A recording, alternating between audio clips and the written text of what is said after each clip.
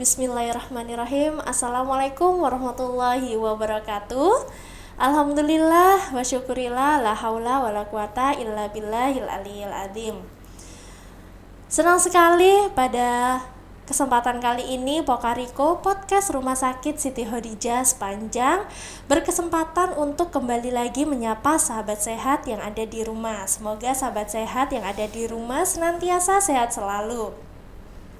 Pada kesempatan kali ini Pokariko mengenalkan program baru selama bulan suci Ramadan, yaitu Kurma Kajian Ramadan.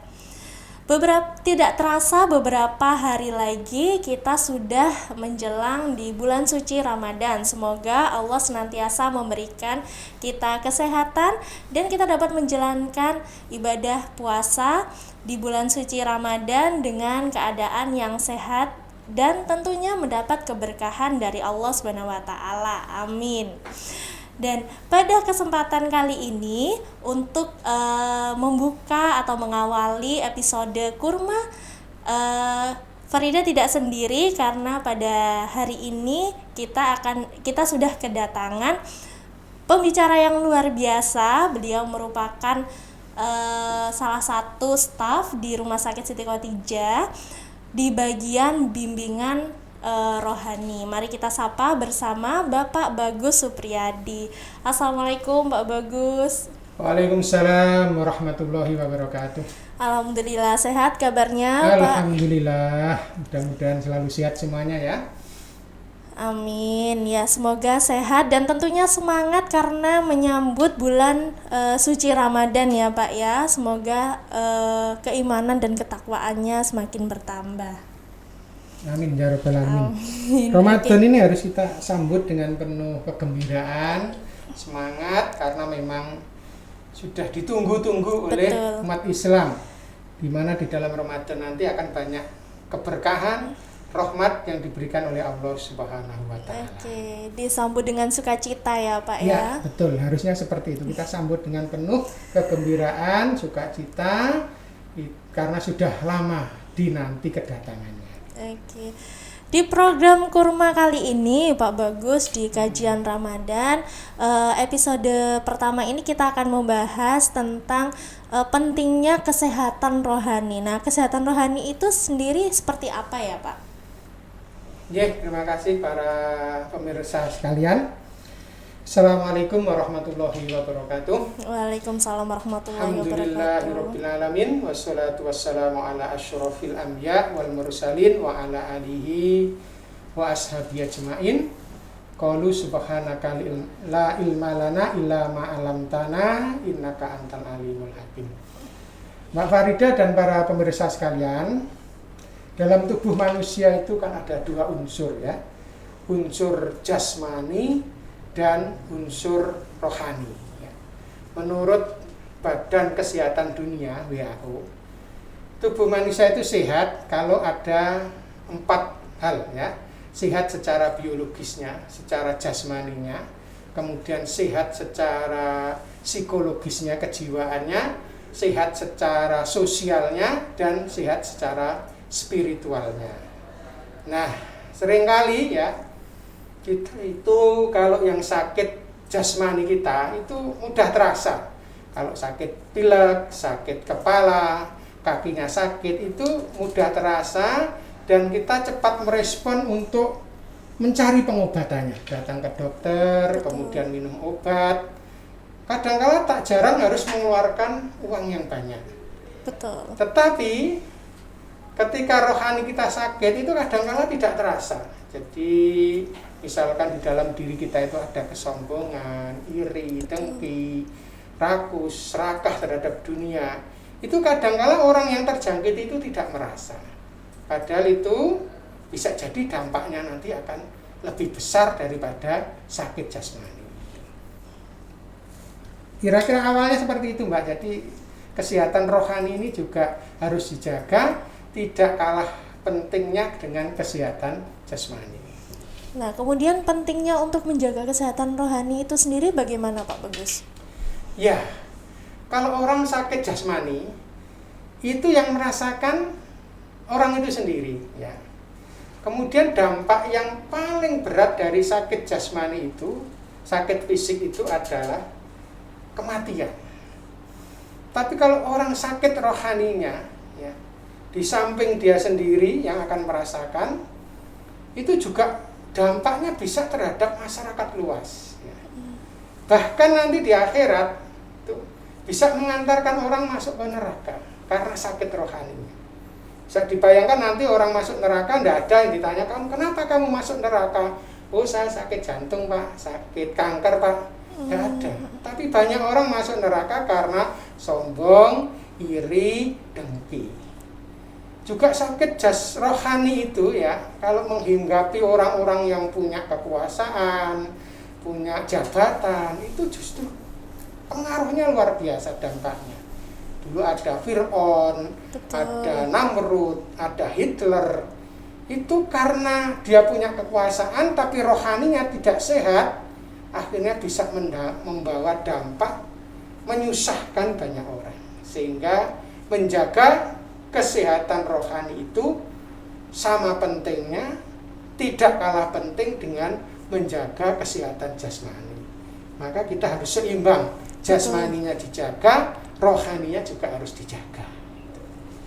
Nah, kemudian penyebabnya ada masalah kesehatan rohani itu bagaimana Pak penyebabnya?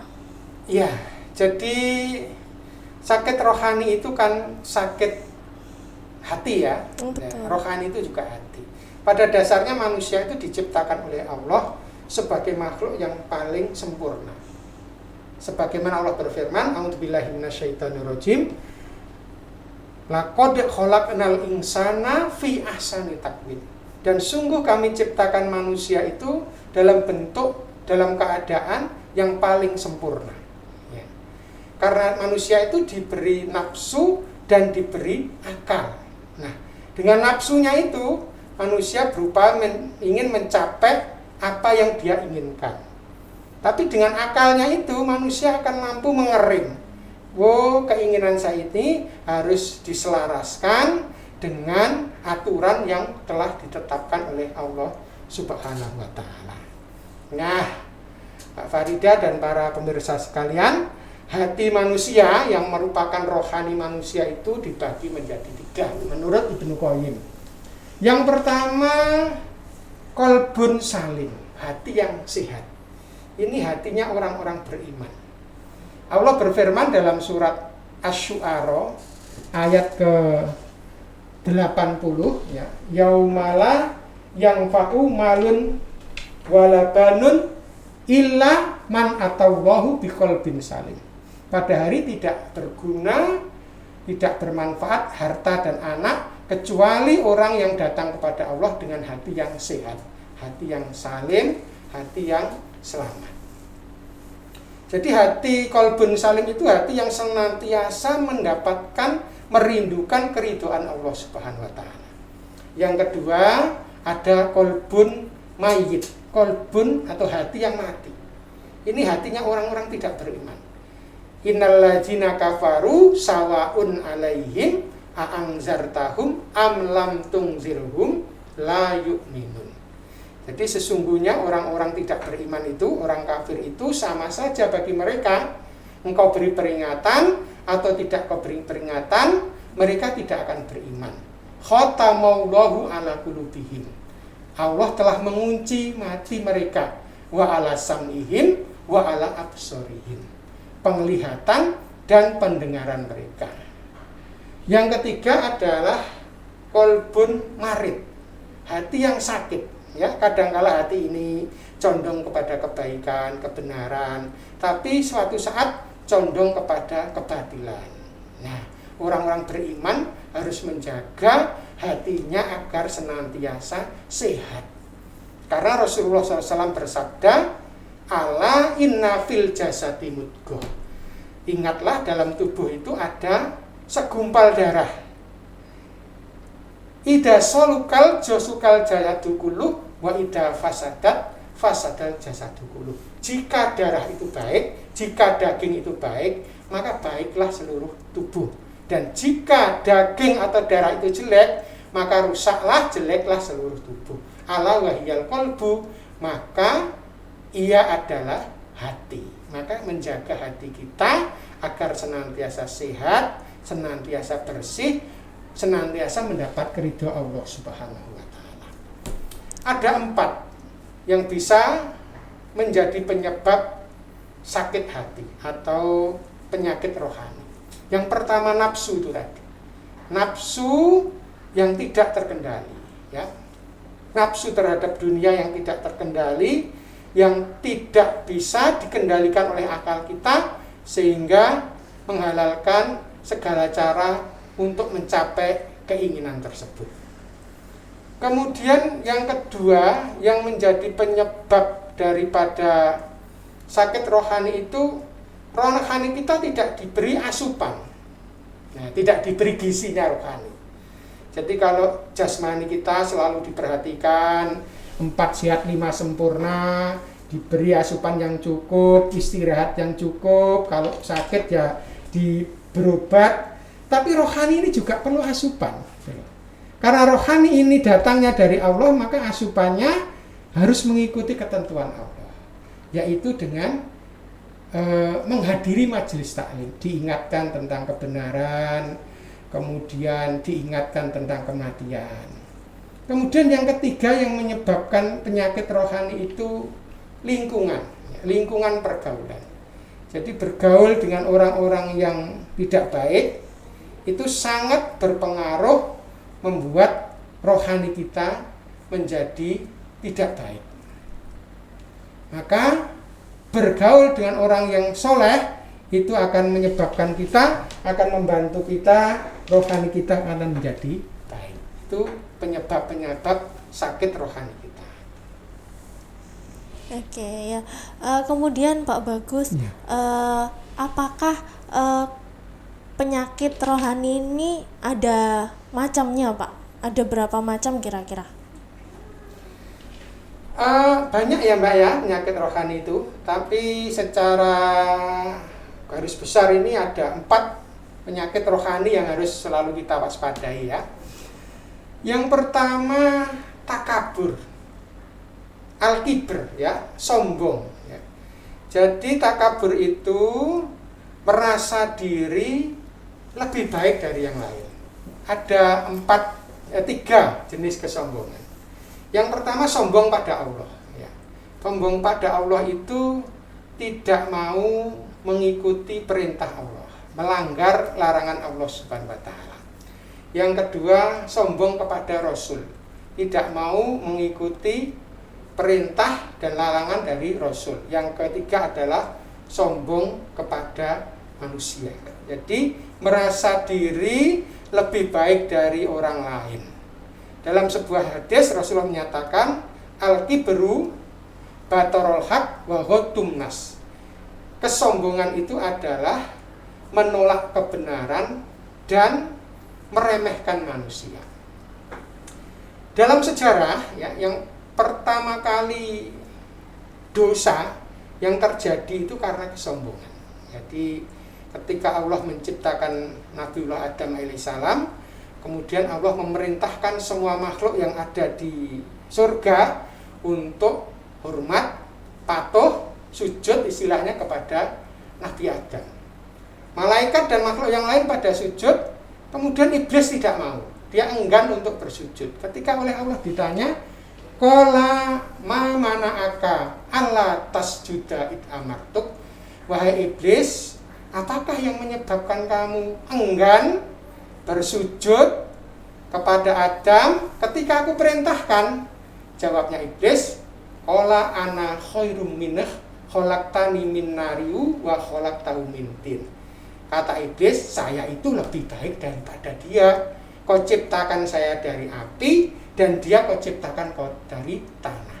Nah ini kesombongan yang pertama kali terjadi itu kesombongannya iblis menolak perintah Allah untuk hormat, patuh kepada Nabi Adam karena dia merasa lebih baik daripada Adam.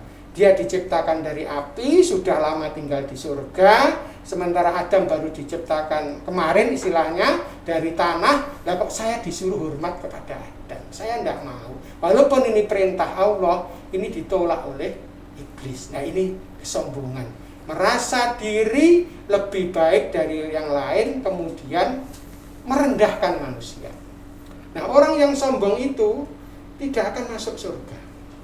Sebagaimana Rasulullah bersabda, la yadkhulunal jannah, tidak akan masuk surga mangkana fi qalbihim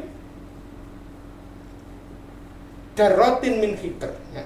Barang siapa yang pada dirinya ada kesombongan seberat darah pun. Jadi surga itu menolak kesombongan.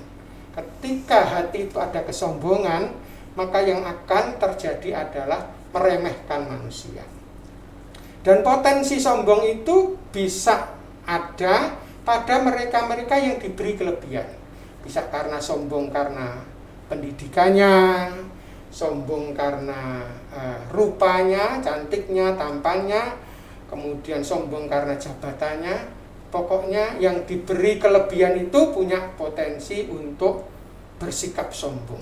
Dan karena kesombongannya itu, iblis itu diusir oleh Allah dari surga. Jadi penyakit hati yang pertama yang harus kita waspadai adalah al-kibr, sombong, takabur, merasa diri lebih baik dari orang lain. Padahal kita ini manusia diciptakan oleh Allah dari setetes air yang hina, ya, tidak bisa berbuat apa-apa ketika lahir, ketika mati pun kita juga tidak bisa berbuat apa-apa, perlu bantuan orang lain. Maka apa yang patut kita sombongkan dalam kehidupan ini? Jadi yang pertama yang harus kita waspadai adalah penyakit sombong. Kemudian yang kedua, Mbak, penyakit hati itu adalah rakus, tamak, serakah terhadap dunia. Manusia itu memang diciptakan senang, ya, punya kesenangan terhadap dunia.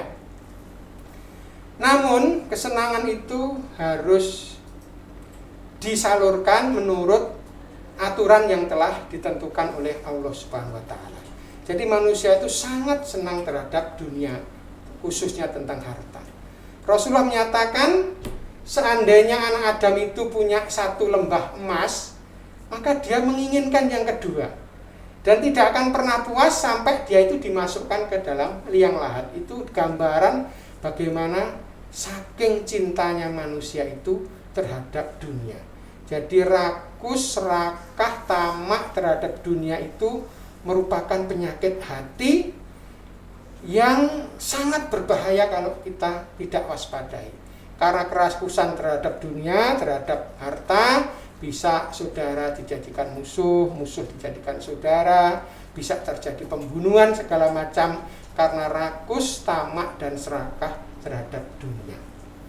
Kemudian yang ketiga, penyakit hati yang harus kita waspadai itu adalah hasad, iri, dengki.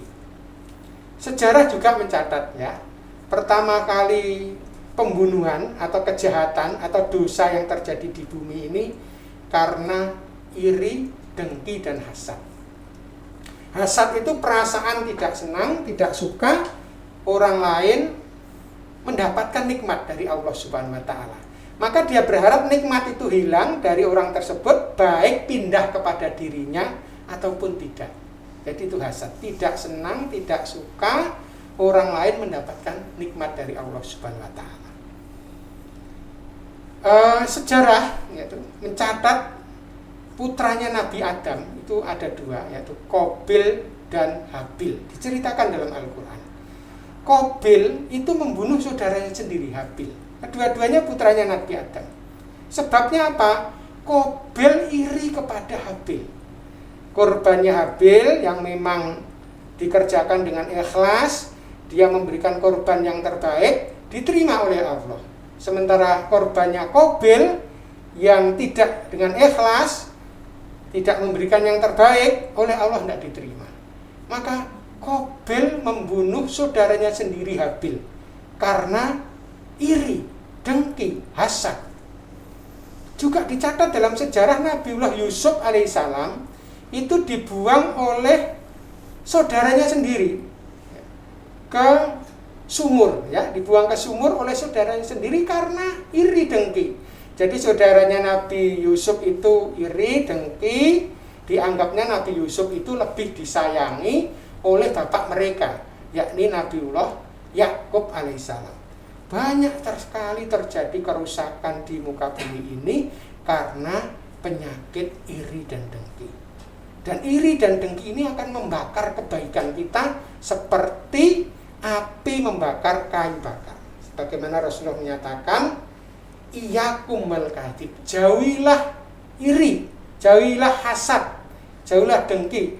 Fa innal hasada, sesungguhnya hasad itu yakulul hasanatu, akan memakan kebaikan, kama ta'kulun naru hatoba, seperti api memakan kayu bakar.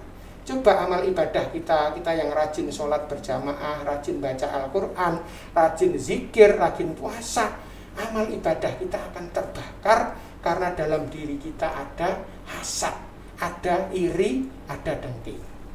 Itu tadi yang berapa, Mbak? Yang kedua ya? Ketiga, Pak. Oh iya, yang ketiga. Sekarang yang keempat, penyakit hati yang perlu diwaspadai itu adalah riya. Riya itu beramal tidak mengharapkan pahala Allah, tapi mengharapkan dunia. Jadi berbuat kebaikan, berbuat amal soleh, tidak mengharapkan ridho Allah, tapi yang diharapkan dunia. Jadi kalau beribadah di depan orang mungkin semangat, tapi kalau sendirian malas. Berbuat sesuatu bukan karena Allah, tapi karena dunia, asal bapak senang dan lain sebagainya. Jadi motivasi beramal itu dunia. Itu penyakit hati yang harus kita waspadai bersama. Sekali lagi, penyakit hati ini sangat berbahaya. Di samping akan merusak fisiknya orang itu, juga bisa merugikan orang lain, bahkan bisa menjadi penyebab masuk ke nerakanya Allah Subhanahu wa taala. Nauzubillah summa nauzubillah. Pak Bagus, kalau misalkan bagaimana cara kita agar terhindar dari penyakit hati itu tadi, seperti sombong, riya, iri dengki, serakah. Nah, itu bagaimana, Pak, upaya kita yang bisa kita lakukan? Ya, karena hati ini kita itu dari Allah, rohani kita dari Allah, tentu kita mengikuti petunjuk Allah Subhanahu wa taala. Kita sering mendengar ya, ada puji-pujian, tombol hati itu ada 5 ya. Obat hati itu ada 5. Oh, iya. Yang pertama, membaca Al-Qur'an dengan memahami maknanya. Ini agar hati kita sehat itu membaca Al-Qur'an ya. Al-Qur'an kita baca, kemudian kita pelajari artinya, kemudian kita pelajari maknanya. Allah berfirman dalam Al-Qur'an, ya ayuhan nas qad ja'atkum mau'idatum mirabbikum wa shifaa'un lima fis sudur wa hudaw wa rahmatul lil mu'minin, ya. Wahai manusia, sungguh qad ja'akum, sungguh telah kami turunkan kepada kamu mau'idatum mirabbikum, pelajaran dari Tuhanmu, dan obat bagi penyakit yang ada di dalam dadamu, menjadi rahmat dan petunjuk bagi orang-orang yang beriman. Kemudian dalam ayat lain Allah berfirman, wa nunazzilu minal qur'ani ma huwa sifa'u wa rahmatul lil mu'minin. Dan tidaklah kami turunkan Al-Qur'an itu menjadi obat dan rahmat bagi orang-orang beriman. Jadi yang pertama, agar rohani kita sehat itu dengan banyak membaca Al-Qur'an, kemudian memahami makna dan artinya. Dalam Al-Qur'an itu ada ayat dibaca ya. Fal yang durul insanu mimma khuliqa mimma indafik. Tidakkah manusia itu memperhatikan dari apa dia diciptakan? Maka dia diciptakan dari air yang memancar, sperma. Nah, kita renungkan, kita itu diciptakan dari setetes air yang hina, yang tidak laku untuk dijual, orang jijik melihatnya, kemudian kita lahir telanjang bulat juga tidak membawa apa-apa, tidak punya emas perak rojo brono, kemudian apa yang patut kita sombongkan? Mati juga tidak bawa emas yang banyak, mobil yang mewah, sepeda buntutnya juga tidak dibawa.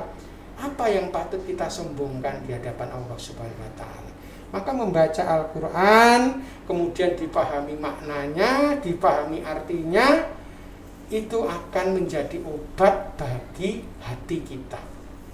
Termasuk membaca Al-Quran ini juga akan menjadi obat jadi sakit jasmani kita, ya. Suatu ketika, ya, sahabat itu ketika setelah mendapatkan perintah dari Rasulullah, serombongan sahabat itu berhenti di suatu kabilah, kaum. Di situ kepala kaumnya itu sedang sakit atau tersengat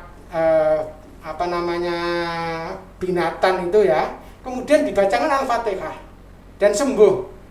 Nah, jadi membaca Al-Quran itu bisa menjadi obat untuk jasmani, juga bisa menjadi obat bagi rohani kita.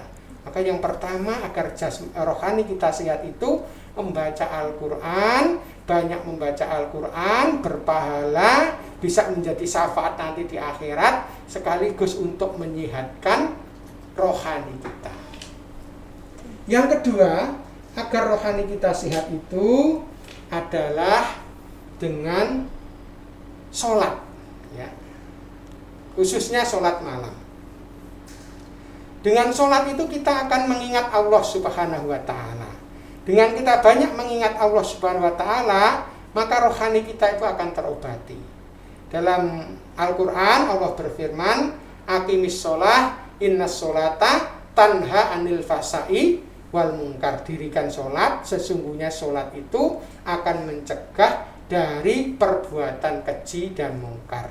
Maka memperbanyak sholat berarti kita semakin memperbanyak ingat pada Allah Subhanahu wa Ta'ala. Lebih-lebih kita mengerjakan sholat malam hari, itu akan menjadi obat bagi rohani kita.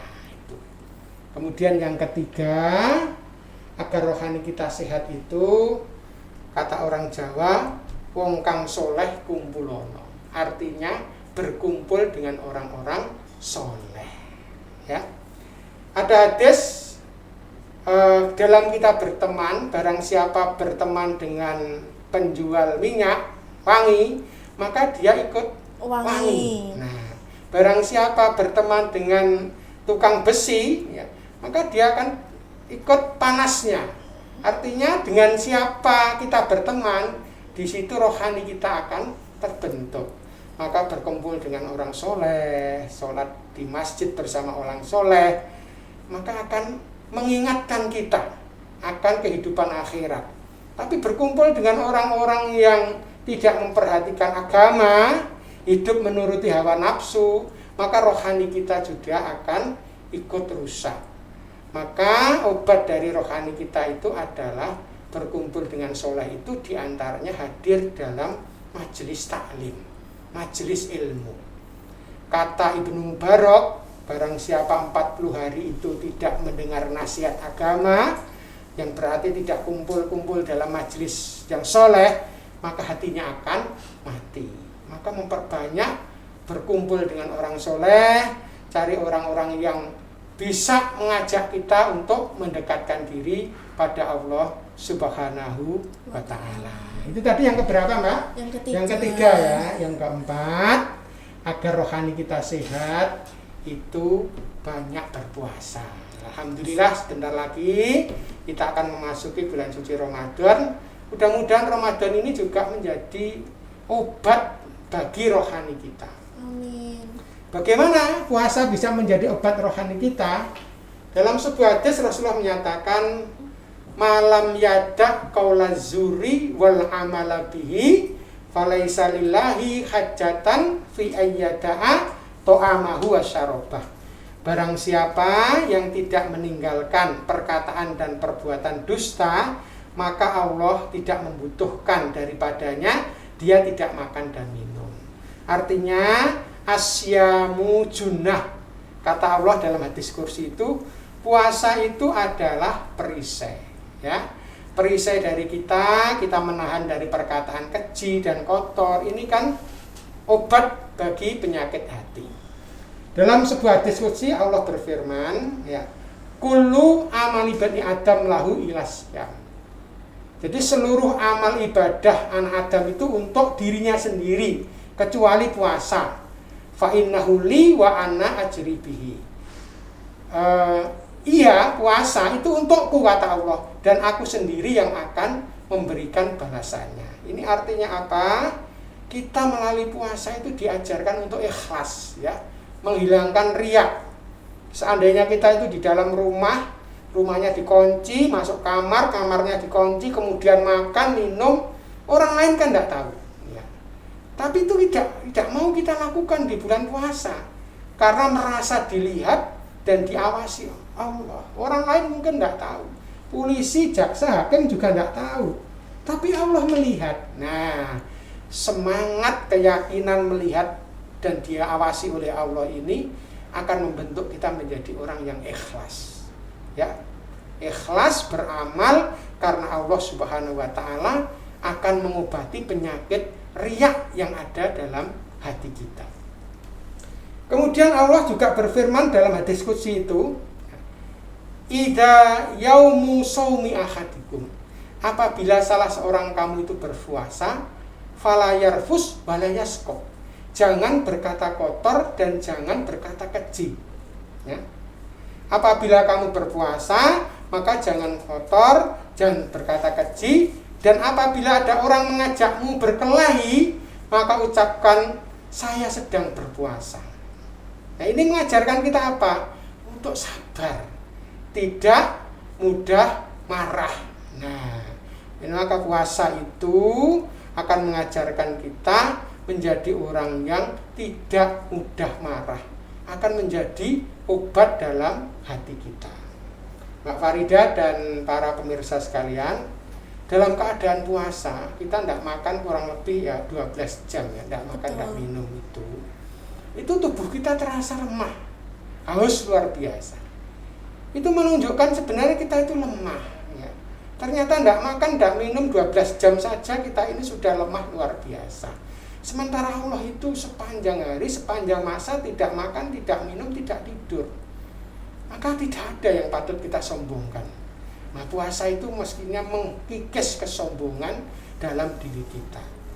Puasa juga akan menghadirkan kita itu menjadi punya empati sosial. Oh, saya ini 12 jam saja tidak makan, tidak minum seperti ini. Lah banyak orang itu mereka tidak bisa makan, tidak bisa minum.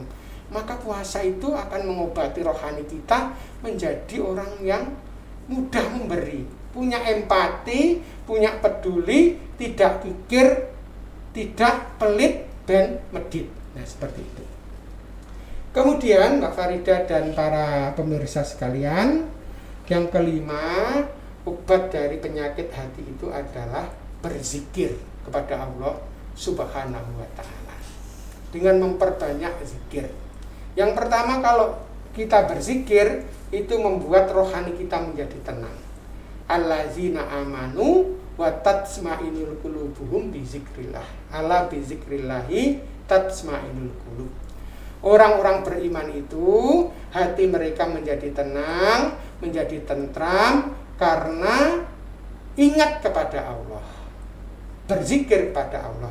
Ingatlah dengan zikir itu hati menjadi tenang. Jadi obat bagi rohani kita itu banyak berzikir, mengagungkan asma Allah Subhanahu wa taala. Kalau kita banyak berzikir, ingat kepada Allah, maka Allah akan ingat kepada kita.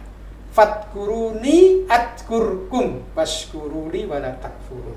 Ingatlah kepadaku kata Allah, maka aku akan ingat kepadamu, dan bersyukurlah kepadaku, dan jangan kamu kufur kepadaku. Jadi ada 5 obat resep agar hati kita itu senantiasa sehat. Yang pertama, apa tadi? Baca Al-Quran dengan maknanya. Yang kedua, sholat, khususnya sholat tahajud, sholat malam. Yang ketiga, berkumpul dengan orang soleh.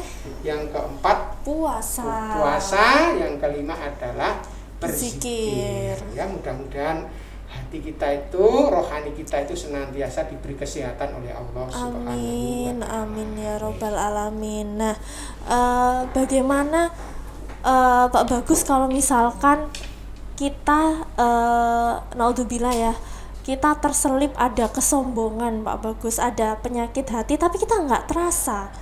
Nah, itu bagaimana Pak Bagus? Harusnya apa kita atau kita misalkan melihat ada teman kita atau keluarga kita yang mungkin dirasa dia itu riak, terus kita bagaimana mengingatkan juga ayo jangan riak gitu, bagaimana Pak Bagus?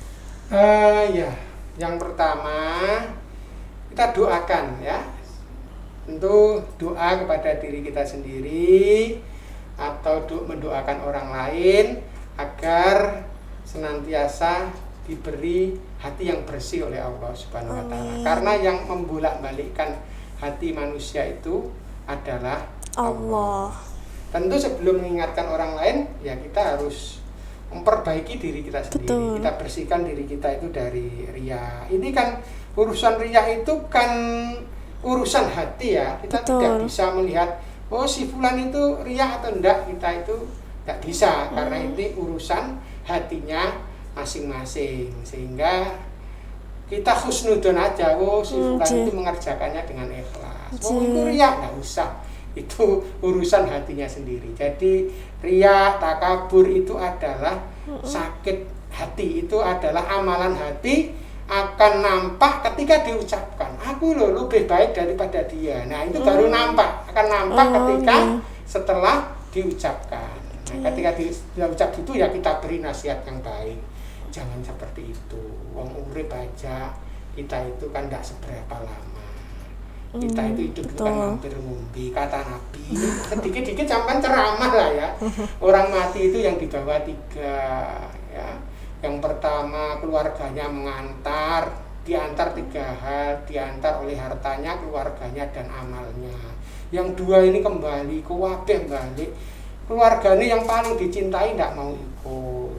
Kemudian hartanya juga tidak diajak dibawa, sepeda buntut yang paling dia cintai juga tidak dibawa, mobilnya yang megah juga tidak dibawa, yang dibawa amalnya. Untuk apa kita itu bersombong? Jadi menasihati setengah ngajak lah, kita itu jangan sombong. Gitu loh Mbak ya. Kemudian yang gimana kita mengetahui kalau kita itu sedang sombong atau serakah Pak? Kan kadang-kadang bukan kadang-kadang sih, tapi lebih seringnya kalau penyakit hati itu kan lebih tidak terasa Pak. Nah itu gimana kita buat merasanya Pak?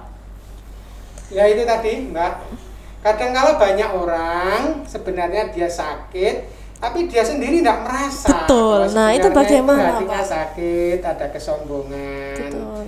Maka untuk mengobati itu banyak membaca Al-Quran itu tadi, membaca Al-Quran kemudian merenungkan artinya.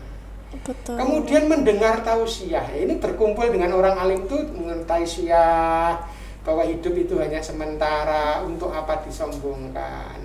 Jadi 5 resep agar kita itu tidak sombong itu ya kita amalkan agar kita itu tahu. Tapi ketika akan timbul kesombongan, timbul riya, segera istighfar ya, mohon ampun kepada Allah Subhanahu wa Ta'ala. Astagfirullah, aku kok timbul seperti ini kan takabur. Ya segera istighfar. Astagfirullah, saya kok punya niat seperti ini, harusnya niatnya tidak seperti ini. Segera istighfar. Jadi segera istighfar, menyadari bahwa itu sesuatu yang tidak benar.